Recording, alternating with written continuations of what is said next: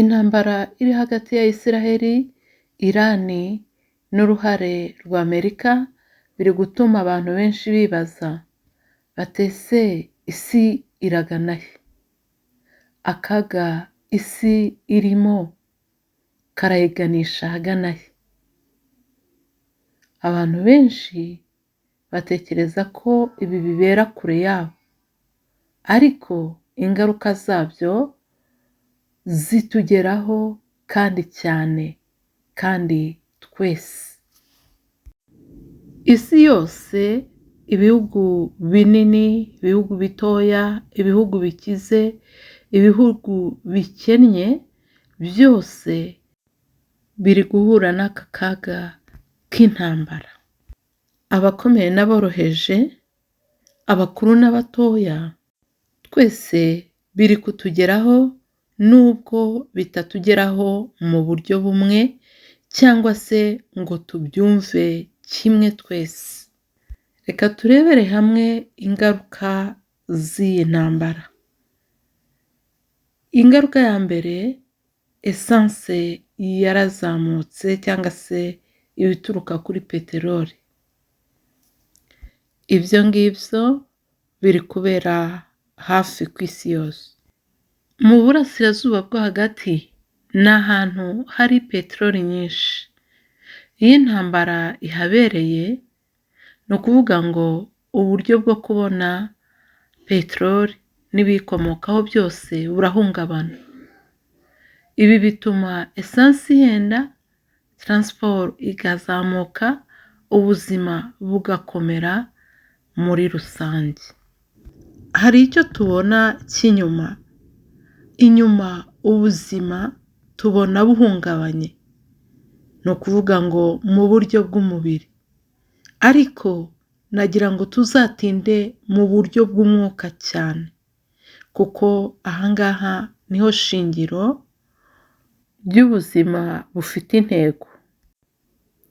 Reka turebe mu buzima bw'umwuka uburyo umuntu ahungabana iyo umuntu abuze icyo kurya, iyo umuntu agiye mu isoko akajyana amafaranga azi ko agiye guhaha, agacyura utuntu turi ku mashyi, ataha yiganyira, ataha asuhuza umutima, ataha yibaza uburyo ari burye akagaburira n'abana. Ni bya bindi by'intica ntikize. Nturiye, ntuhaze, nta nubwo byibuze ubibuze ngo bigire inzira. Ni utuntu turi aho ngaho, babyita gusamura gusa cyangwa gusama amagara.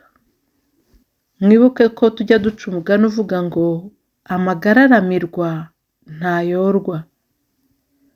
Bisobanure ngo ntaho wayora ubuzima, ahubwo ubuzima buboneka mu byo turya. Iyo uriye indyo yuzuye ugira ubuzima bwiza. Yego, amagara aramirwa. Mu buryo bwo kwizera rero no kwiringira Imana, icyizere kuri bamwe kigenda kiyoyoka. Niyo mpamvu iyo akaga n'ibyago bije, abenshi ubona bava mu gakiza nk'abarindimutse, nk'uko imvura irindimuka iguye. Bakakavamo bavuga bati ibi ntabwo twabishobora, ahubwo tugiye kwicira izindi nzira. Bagaca inzira za panya zo kubaho, bamwe bakiba ndetse bagakora n'ibindi bimeze gutyo. Ubwo twari mu ngingo ya kabiri y'ibiribwa bizamuka, abantu bakabura amahaho kubera ko transport yo kubitransport iba yahenze, gutwara ibicuruzwa nyine, ndetse no gutwara abantu ugasanga nabyo byazamutse. Uko ibihe bigenda bihinduka, ibiribwa bigenda biba bikeya, hakubitiraho icyo kibazo rero cy'intambara hirya no hino, noneho n'amafaranga akabura, ugasanga nta biribwa, nta mafaranga, byose bibaye ingume ku buzima bwa muntu. Reka dufate urugero rw'igihe Isiraheli yari mu ntambara. Icyo gihe yarwanaga n'Abasiriya. Dusome igitabo cy'Abami ba kabiri ibice 6 umurongo wa 25.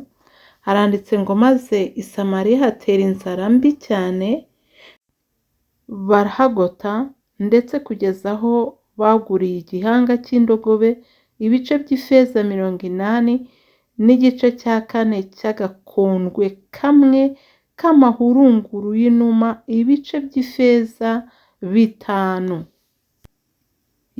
N'ayo mahurunguru navugaga, tekereza aho agurwa uko uyazi, noneho bakayateka. Niba baratekaga niba barashigishagamo igikoma, ariko nuko yaribwaga.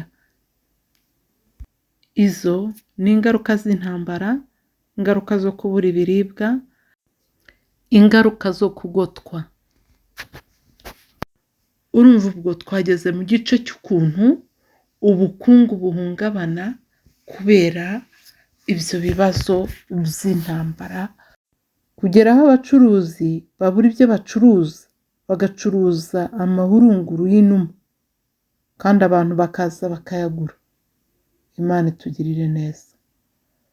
Ubwo ni ukuvuga ngo ni ubukungu buba bwahungabanye. Uyu munsi rero ubukungu bw'isi burimo burahungabana ku bihugu binini ndetse no ku bihugu bitoya. Ni ingaruka ziri ku isi yose. Isi yose irazikoreye mu buryo bumwe cyangwa ubundi, mu buryo bugaragara ndetse no mu buryo butagaragara. Iyo bigeze muri Afurika ho rero, abantu benshi bashobora guhura n'ubuzima buhenze cyane, ibiciro bizamutse cyane, ku buryo kwigondera igiciro, kwigondera kubona ibiribwa ari ikintu kiba gihambaye cyane. Wakwibaza ngo none se ibi ngibi bitwigisha iki? Iyo bigeze muri ibi bihe, isi iba ntoya cyane, ku buryo aho umuntu ari hose ibi bimugiraho ingaruka, kubera ubucuruzi bwateye imbere, kubera umubano w'ibihugu n'amahanga. Ibyo ngibyo bituma bihita bitugeraho mu buryo bw'ako kanya bidatinze, bikabera kure ariko bikatugiraho ingaruka twe tutanabitekerejeho, tutazi niyo biva niyo bijya, ukumva byakugezeho. Nuko nguko isi iteye. Ibi rero bitwigisha ko tudakwiriye kwizera iby'isi. Dore iby'isi ni gatebe gatoki. Hageragezwa uburyo bwo gushaka umuti w'ikibazo, mu buryo bwo mu mubiri no mu buryo bugaragarira abantu bose.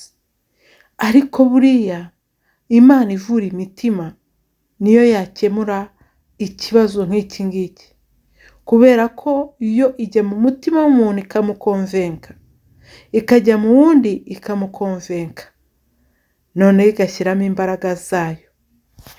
Ese nimwibuka uburyo Imana yabwiraga Mose ngo ugenda ubwire Farawo arekure ubwoko bwa Isiraheli, ngo ariko ndamunangira umutima, ntago azemera ko mugenda, ngo kuko nshaka kumwihesherezaho icyubahiro, ab'isi bakamenya ko ndi Imana, n'Abisiraheli bakamenya ko ndi Imana yabo. Imana rero niyo ishobora gukonvenka umuntu akemera ibi cyangwa akabyanga. Uyu munsi rero hari ikintu gikomeye dukwiriye gukora, nk'uko n'abandi bagerageza kubikora, bakora ibiganiro bitandukanye kugira ngo haboneke amahoro. Natwe dukwiriye kwegera Imana cyane, abegera abandi kugira ngo bagire icyo bakora bakabikora, ariko n'abegera Imana kugira ngo tuyitabaze tukayitabaza. Yeremiya 33:3 haranditse ngo ntabaza ndagutabara, nkwereke ibikomeye utakwishoboza, ibikomeye biruhije, ibikomeye bigoranye wowe ubwawe utashobora. natwe rero nidutabaza Uwiteka Imana, ibikomeye twebwe ubwacu, ibyo tubonesha amaso ndetse n'ibyo tutabonesha amaso, Uwiteka Imana azadutabara abihindure, abikureho, nuko dutambuke dutsinze urugamba. Ndavuga urugamba rw'intambara, urugamba rw'amakuba, urugamba rw'ibyago, urugamba rw'ubukene, urugamba rw'inzara, urugamba rwo guhora mu midugararo ku isi. Ibyo ngibyo gusenga kubasha kubikuraho cyane. Ibintu byose bikomeye bikizwa no gusenga. Nimuze dusenge Imana, dushake Imana, kandi Imana izururuka idutabare. Nimuze tuyiragize isi, tuyereke impande zose zirimo ibyago n'amakuba, tuyereke abarengana, turebe yuko Uwiteka Imana hari icyo yakora. Mwibuke ko ibintu byose bikomeye bikurwaho no gusenga. Gusenga gukingura ijuru.